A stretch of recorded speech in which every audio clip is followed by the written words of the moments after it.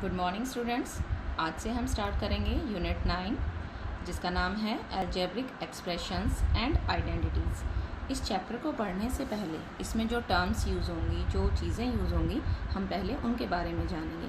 सबसे पहली चीज़ है या सबसे पहली टर्म है कांस्टेंट, कि कांस्टेंट क्या होता है। इस चैप्टर में हम इसका बहुत ज़्यादा यूज़ करेंगे।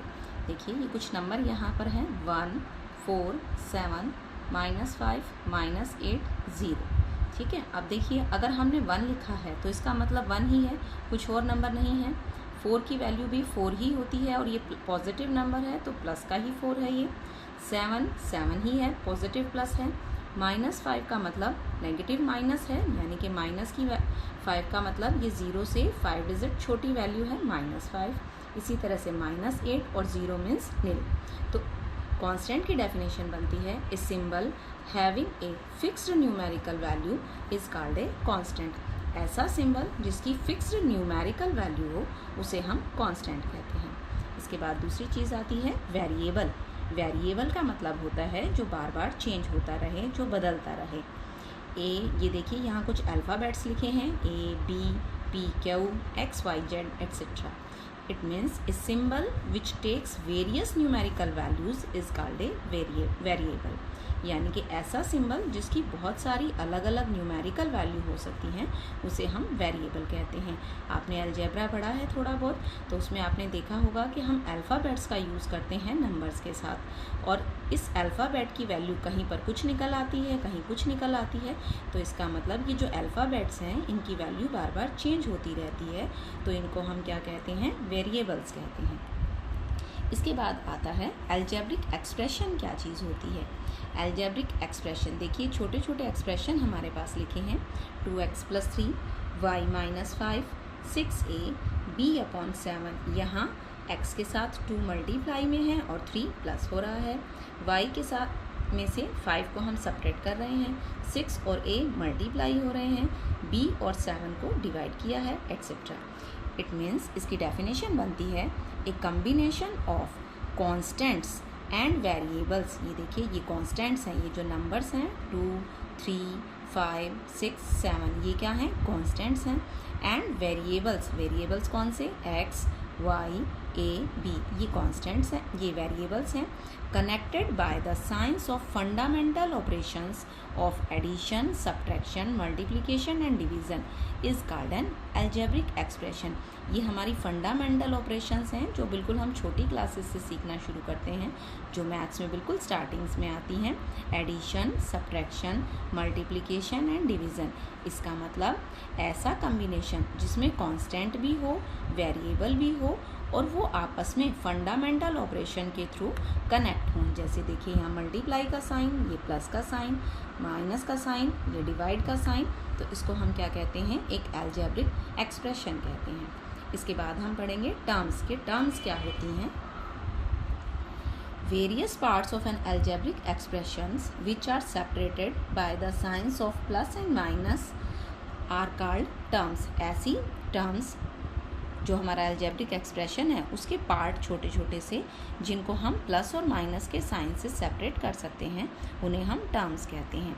जैसे ये पूरा एक्सप्रेशन है हमारे पास 2x² - 3y + 5z, तो टर्म्स हमारी कौन सी बनी, 2x² - 3y एंड 5z।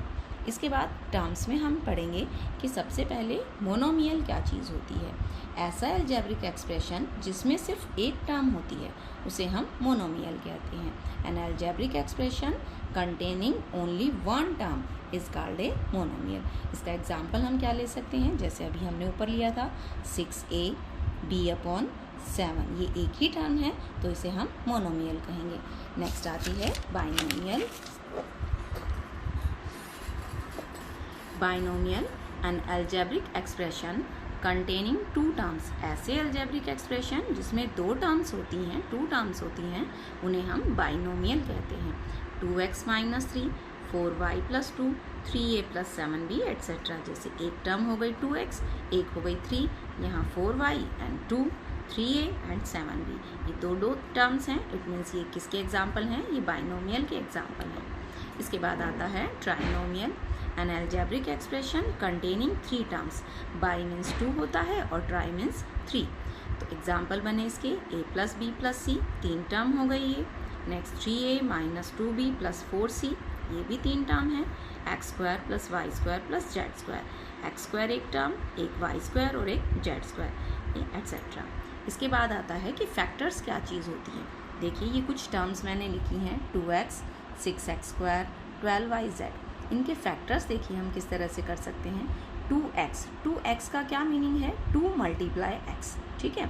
तो इसमें जो 2 और x हैं ये क्या हैं, इस टर्म के फैक्टर्स हैं। इसी तरह से 6x स्क्वायर के अगर हम फैक्टर्स करेंगे, यानी कि 6x स्क्वायर को हम पूरा खोल कर लिखेंगे तो क्या बनेगा, 2 मल्टीप्लाई 3, 2 3 ज़ा 6 हो गया। x स्क्वायर का मतलब x मल्टीप्लाई x, तो ये 2, 3x एंड x, ये क्या बन गए, इसके फैक्टर्स बन गए। सिमिलरली 12yz को अगर हम लें, 12 को हम लिख सकते हैं 2 मल्टीप्लाई 2 मल्टीप्लाई 3, यानी कि नंबर हमारे पास कोई भी होगा तो हम उसका तो प्राइम फैक्टराइजेशन कर लेंगे, जो भी कांस्टेंट होगा, और जो वेरिएबल्स हैं उनकी सिंगल पावर को हम अलग अलग लिख लेंगे। तो ये 2, 2, 3, y एंड z, ये इसके हो गए फैक्टर्स। यहाँ 2 और 3 जो हैं वो कांस्टेंट फैक्टर्स हैं, और x, y, z जो ये वेरिएबल्स हैं इनको हम वेरिएबल फैक्टर्स कहते हैं। इसके बाद एक और इम्पॉर्टेंट चीज़ आती है कोफिशिएंट, कि कोफिशिएंट क्या चीज़ होती है। देखिए कोई टर्म है हमारे पास 6x स्क्वायर, तो अगर इसमें हम कोफिशिएंट ऑफ x स्क्वायर लें तो वो क्या होगा, 6, यानी कि जिसका हम कोफिशिएंट ले रहे हैं उसको छोड़ के बाकी जो भी कुछ होगा हमारे पास टर्म में विद साइन, तो वो क्या बन जाएगा, उसका कोफिशिएंट हो जाएगा। एक और एग्जांपल हम लेते हैं, जैसे हमारे पास टर्म है 3a स्क्वायर bc। अगर हम यहाँ पर a स्क्वायर का कोफिशिएंट लें, कोफिशिएंट ऑफ a स्क्वायर, तो a स्क्वायर को छोड़ के बाकी की जो डिजिट्स हैं या बाकी की जो भी कांस्टेंट या वेरिएबल हैं वो इसके कोफिशिएंट्स बन जाएंगे। तो a स्क्वायर का कोफिशिएंट हो गया 3bc। इसी तरह से अगर हम कोफिशिएंट ऑफ b लेते हैं तो वो बन जाएगा 3a स्क्वायर c।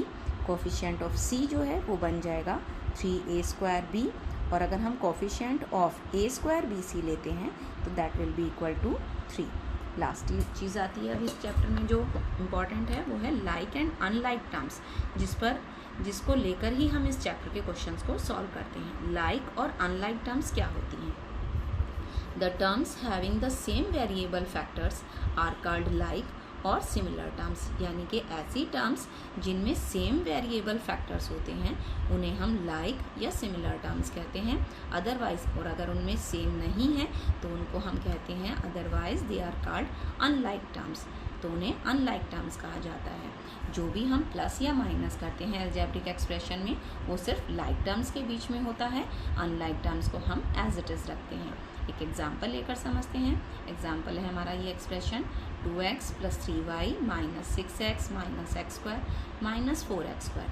तो अगर हम इसमें से लाइक टर्म्स के पेयर बनाएं तो ये 2x और माइनस 6x ये क्या हो गई, लाइक टर्म्स। इसके पीछे भी x है और इसके पीछे भी x है, मीन्स इनके जो वेरिएबल्स हैं वो सेम कंडीशंस में होने चाहिए। नेक्स्ट, अगर हम लाइक टर्म्स का पेयर बनाएं तो वो बनेगा minus x square and minus के 4x स्क्वायर। और अनलाइक टर्म्स यहाँ पर जो बिल्कुल अलग है वो क्या है, 3y। 3y में कोई भी इसके जैसा नहीं है तो ये कहलाएगी अनलाइक टर्म्स। तो ये थी कुछ इम्पॉर्टेंट चीज़ें जो यूनिट 9 को स्टार्ट करने से पहले हमें मालूम होनी चाहिए।